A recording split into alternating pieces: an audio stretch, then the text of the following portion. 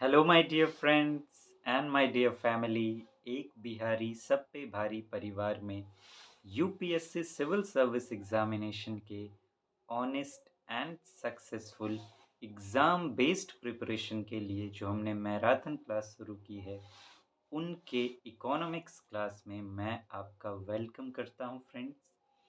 अभी हम लोग इफ़ेक्ट्स ऑफ इन्फ्लेशन के ऊपर बातें कर रहे हैं और जैसा कि मैं कहते आ रहा हूँ, इन्फ्लेशन टॉपिक में यूपीएससी इफ़ेक्ट्स ऑफ इन्फ्लेशन जो पार्ट है उससे ज़्यादा क्वेश्चंस पूछता है, क्योंकि ये एप्लाइड पार्ट है, एप्लीकेशन बेस्ड पार्ट है इन्फ्लेशन का, और ये ज़्यादा अंडरस्टैंडिंग की डिमांड करता है। और यूपीएससी वैसे ही क्वेश्चंस ज़्यादा पूछता है जिसमें अंडरस्टैंडिंग की जो है ज़रूरत ज़्यादा हो, लर्निंग की कम। आज इफ़ेक्ट्स ऑफ इन्फ्लेशन का ये फाइनल पार्ट है माय फ्रेंड्स। क्यों इफ़ेक्ट्स ऑफ इन्फ्लेशन पर हमने काफ़ी बातें की है, अलग-अलग एस्पेक्ट्स पर इकोनॉमी में जो-जो आपके लिए ज़रूरी है, जो-जो हैं उन सब पर बातें की है। आज फाइनली हम लोग इफ़ेक्ट्स ऑफ इन्फ्लेशन को फिनिश करेंगे, इसके बाद फिर आगे बढ़ेंगे। आज बातें करेंगे effects of inflation on the self employed और फाइनली ऑन द इकोनॉमी की इकोनॉमी के ऊपर इन्फ्लेशन का क्या इफ़ेक्ट पड़ता है। पहले समझते हैं ऑन द सेल्फ एम्प्लॉयड। कह रहा है affected in the short run, neutralising in the long run. कि जो सेल्फ एम्प्लॉयड पीपल हैं, जिन्होंने खुद अपना काम कोई खोला हुआ है, तो वो उन पर असर पड़ता है। छोटे टाइम में अगर देखें, छोटे टर्म में अगर देखें, छोटे समय की बात करें, तो उन पर negative, affected in the short run, ये नेगेटिव सेंस है कि उन पर बुरा प्रभाव पड़ता है। Neutralising in the long run, लंबे समय में हो सकता है कि उन पर कोई इफेक्ट ना पड़े। ये इन्फ्लेशन में बातें होती हैं, जरा इसे समझने की कोशिश करते हैं कि शॉर्ट रन में affected in the short run, क्यों भैया बुरा प्रभाव क्यों पड़ता है आखिर, जरा इसे समझने की कोशिश करते हैं। अब मान लीजिए कि सेल्फ एम्प्लॉयड पीपल हैं, कोई एक पर्सन है जिसने अपना समोसे का दुकान खोला है, वो समोसा बनाता है। सुन के कहीं आपके मुंह में पानी तो नहीं आ रहा है? आ, तो वो समोसा बनाता है, मान लेते हैं, ठीक है। अब बाजार में इन्फ्लेशन हो गया है, चीज़ों की कीमतें बढ़ गई है। मान लेते हैं कि समोसे में क्या क्या ज़रूरत पड़ती है, मैदे की ज़रूरत पड़ती है, आलू की ज़रूरत पड़ती है, मसालों की ज़रूरत पड़ती है। तो मान लेते हैं आलू की कीमत बढ़ गई, तो आलू की कीमत बढ़ गई तो अब उसको आलू महंगा पड़ रहा है। तो अगर आलू महंगा पड़ रहा है तो वो क्या करेगा, अपने समोसे की भी कीमत बढ़ाएगा ना। तो ऐसे में अगर उसने समोसे की कीमत बढ़ाई अपनी, तो हो सकता है, मान लीजिए कि वो 7 रुपये पीस समोसा बेच रहा था, अब उसने 8 रुपये कर दिए या 9 रुपये पीस कर दिए। तो जो खरीदने वाले कंज्यूमर हैं, आप जानते हैं कि महंगाई जिस तरीके से बढ़ती है, इनकम तो उस तरीके से नहीं बढ़ती। तो जो खाने वाले आते हैं, उन्होंने कम कर दिया लेना। मान लीजिए आते थे वो 2 खाते थे, 3 खाते थे, तो जो 3 खाते थे अब वो 2 ही खा रहे हैं, 2 खाने वाले 1 खा रहे हैं। या जो रोज़ आते थे वो अब कभी-कभी आ रहे हैं खाने के लिए। तो छोटे टाइम में क्या हुआ? इम्पैक्ट तो पड़ा ना, कि उन्होंने कीमतें बढ़ा दी, तो उसने कीमत बढ़ा दी समोसे की, तो लोग कम आ रहे हैं उसके पास, तो उसको कम कस्टमर हो गया, कमाई कम हो रही है। अब तो ये बात होती है कि अफेक्टेड हो गया शॉर्ट रन, लेकिन लॉन्ग रन में न्यूट्रलाइजिंग, कह रहे लॉन्ग रन में हो सकता है कि ये जो बुरा प्रभाव पड़ा है वो न्यूट्रल हो जाए, बैलेंस हो जाए, कोई प्रभाव ना पड़ेगा। तो पूरा सिनेरियो को देखेंगे तो कोई प्रभाव नहीं पड़ेगा। ऐसा कैसे? अब देखिए कि वही समोसा वाला है, मैं जानबूझ के इस तरह के एग्जांपल्स लेता हूँ जो आपके रियल लाइफ से जुड़े हुए हैं।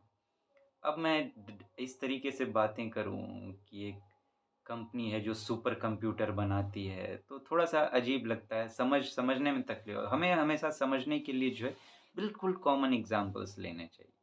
और यूपीएससी भी वही चाहता है, वो नहीं चाहता कि आप हाई-फाई या इतना एक्सट्रीम में चले जाओ।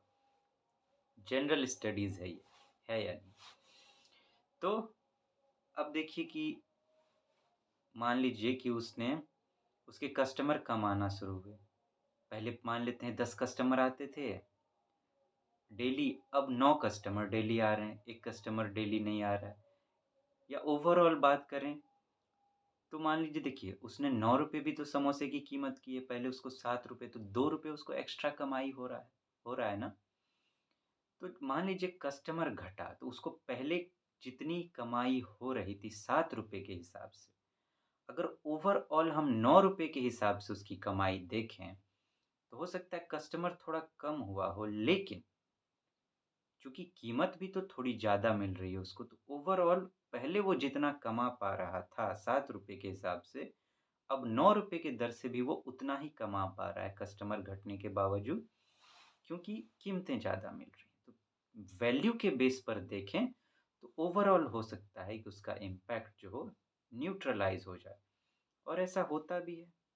अब देखिए अब रियल लाइफ़ में आप ही समोसा खाने जाते होंगे, तो अब कीमत उसकी ज़्यादा बढ़ गई, तो ऐसा है तो है नहीं कि आप साफ़ ही छोड़ देंगे खाना। कभी-कभी ही जाएँगे, लेकिन ज़्यादा पैसे उसको तो देंगे। तो उसकी एक्स्ट्रा आमदनी हो गई, वो 2-2 रुपए करके जो एक्स्ट्रा बचा रहा है, वो अब बाद में जाके जोड़ेगा, तो वो देख पाएगा कि जो कस्टमर मेरे कम हुए थे या कभी-कभी हो गए थे, तो इतनी कीमत मुझे आ गई है एक्स्ट्रा, तो मुझे दिक्कत नहीं है। तो ये होता है सेल्फ एम्प्लॉयड जो पीपल होते हैं, उन पे इन्फ्लेशन का इफ़ेक्ट। अब बात करते हैं ऑन द इकोनॉमी फाइनली कि इकोनॉमी पे इन्फ्लेशन का क्या इफ़ेक्ट पड़ता है। हमने जितने भी इफ़ेक्ट्स ऑफ इन्फ्लेशन में बातें की है, वो सब है इकोनॉमी का ही पार्ट। लेकिन अब उसे कलेक्ट करके एक जगह देखते हैं। का क्या कहा जाता है इन्फ्लेशन को लेके इकोनॉमी में? अ पर्टिकुलर लेवल या range of inflation is healthy. कहा जाता है इकोनॉमी के सेंस में अगर एक पर्टिकुलर लेवल हो कि कुछ बैलेंस में चल रहा है, कोई एक पर्टिकुलर परसेंटेज के आसपास मूव कर रहा है इन्फ्लेशन, तो माना जाता है कि वो हेल्दी होता है, अच्छा होता है। Inflation beyond both limits, up and down is never healthy. लेकिन अगर इन्फ्लेशन लिमिट को क्रॉस कर जाए, दोनों तरफ से बातें होती हैं, लोअर लिमिट या फिर अपर लिमिट। अब मान ली तो वो हेल्दी नहीं होती कहा जा रहा है। क्या कहने का मतलब? अब मान लीजिए कि नीचे की बात करें, इन्फ्लेशन बहुत कम हो गया। तो मान लीजिए कि एक जगह है, जैसे यहाँ पे बात की जा रही है कि इंडिया की जो है हेल्दी रेंज जो है इन्फ्लेशन की, वो 2 टू 6% के बीच। अगर इसके बीच इन्फ्लेशन रहा, तो इंडिया के लिए हेल्दी है, नहीं तो नहीं होगा। मान लेते हैं इन्फ्लेशन 2 से भी नीचे गिर गई, मतलब चीज़ों की कीमतें बहुत ज़्यादा घट गईं, बहुत ज़्यादा घट गईं, गिर गईं, इन्फ्लेशन बहुत कम है। ऐसे में क्या होगा? अब देखिए स चीज़ें इतनी अगर सस्ती हो जाएँगी तो लोग ज़्यादा से ज़्यादा खरीदना चाहेंगे। लेकिन जो बनाने वाले हैं उनकी बन सिम सामान बनाने की तो लिमिट है, क्योंकि उनको सामान बनाने के लिए जो रॉ मटेरियल्स चाहिए वो लिमिटेड हैं। रिसोर्सेज़ तो अनलिमिटेड हैं नहीं, रिसोर्सेज़ तो लिमिटेड हैं। पैसा तो आप कहीं से ला सकते हैं, छाप सकते हैं, तो उसकी कोई लिमिट नहीं है। लेकिन जो रिसोर्सेज़ हैं वो तो लिमिटेड हैं। तो लिमिटेड है तो प्रोडक्शन भी लिमिटेड होगा, तो वो तो अनलिमिटेड प्रोडक्शन तो कर नहीं सकते। तो ऐसे में क्या होता है? अनलिमिटेड प्रोडक्शन नहीं कर सकते और आप सामान बहुत खरीदना चाहते हैं क्योंकि कीमतें बहुत कम हैं। तो एक तो सप्लाई चेन पर इफ़ेक्ट पड़ेगा और दूसरा, अब मान लीजिए कम कीमत है, कीमतों पर गवर्नमेंट टैक्स कमाती है, सामान की कीमत बिकते हैं, इनडायरेक्ट डायरेक्ट टैक्स होता है। तो गवर्नमेंट को रिवेन्यू कम आएगी, गवर्नमेंट इनकम कम हो जाएगा।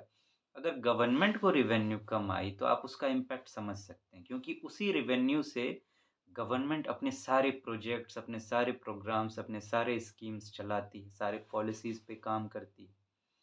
तो अगर वहाँ कमी हुई, तो फिर उनके पॉलिसीज़, प्रोजेक्ट्स अफ़ेक्टेड होंगे। तो गवर्नमेंट प्रोजेक्ट आप जानते हैं कि हेल्थ से रिलेटेड होते हैं, एजुकेशन से रिलेटेड होते हैं, एम्प्लॉयमेंट से रिलेटेड होते हैं। मान लीजिए मनरेगा की बात करें। मनरेगा में आप जानते हैं कि गवर्नमेंट नौकरी देती है लोगों को, एम्प्लॉयमेंट देती है। अगर गवर्नमेंट की रेवेन्यू कम हो गई, तो हो सकता है कि वो मनरेगा में जितना काम दे पा रही थी, उतना अब नहीं दे पा रही है। तो जो गरीब लोग हैं, जो उसमें काम कर रहे थे, उस पर बुरा असर पड़ेगा या नहीं पड़ेगा? तो ये बात होती है कि बहुत कम भी नहीं होना चाहिए और मान लीजिए बहुत ज़्यादा हो गया, तो वो भी दिक्कत है क्योंकि इनकम तो उस रेंज में बढ़ती नहीं है। वहाँ पे प्रोडक्शन करने वालों के लिए तो बहुत अच्छा है कि उनको सामानों की बहुत कीमतें मिल रही है, लेकिन कंज़्यूमर के लिए बहुत दिक्कत हो जाएगा। हम आप बाज़ार खरीद में सामान खरीदने जाएँगे, कहाँ 1 केजी मान लेते हैं कि हम लोग राइस खरीद रहे थे, तो हमें मान लेते हैं कि ₹20 पड़ रहा था। अब इन्फ्लेशन बहुत ज़्यादा बढ़ गई, वो ₹20 की राइस जो है 1 केजी अब हमें वही पड़ रही है ₹30 ₹40 पड़ रही है। तो आप कहाँ से खरीद पाएँगे? कम खरीद पाएँगे या हो सकता है बहुत लोग जो गरीब हैं, वो तो भूखे मरने लगे। तो बहुत ज़्यादा इन्फ्लेशन भी अच्छा नहीं होता इकोनॉमी के लिए। गरीबी गरीब लोगों को बहुत दिक्कत होती है और किसी को भी दिक्कत होगी। ऐसा तो नहीं है कि किसी के पास पैसे के पेड़ लगे पड़े हैं, ऐसे बहुत कम ही लोग हैं जिनके पास अनलिमिटेड मनी है। तो और वैसे भी बैठे-बैठे तो सोने की ईंट भी लोग खा जाएँगे। तो ये बात होती है, तो एक हेल्दी रेंज होना चाहिए कि एक बैलेंस में हो, कि ना बहुत ज़्यादा, ना बहुत कम, एक बैलेंस में चल रहा हो, तो इन्फ्लेशन जो है इकोनॉमी के लिए हेल्दी होता है। इंडिया के लिए इस रेंज को माना गया है 2 टू 6% का रेंज। तो फ्रेंड्स ये थे effects of inflation on different aspects of the economy और फाइनली इकोनॉमी के ऊपर हमने बातें की। अब इन्फ्लेशन में ही कुछ और टॉपिक बच गए, इफ़ेक्ट्स ऑफ इन्फ्लेशन यहाँ हम लोग खत्म कर रहे हैं। तो फिर मिलते हैं फ्रेंड्स, आप तब तक अपना ध्यान रखें, take very good care of yourself, अपने फैमिली का भी ध्यान रखें, उन्हें मेरा नमस्ते भी कहें और छोटे बच्चे हैं तो उनसे मुझे बहुत लगाव है, उन्हें मेरा प्यार भी दें। फिर मिलते हैं friends, thank you so much, take very good care of yourself, thank you.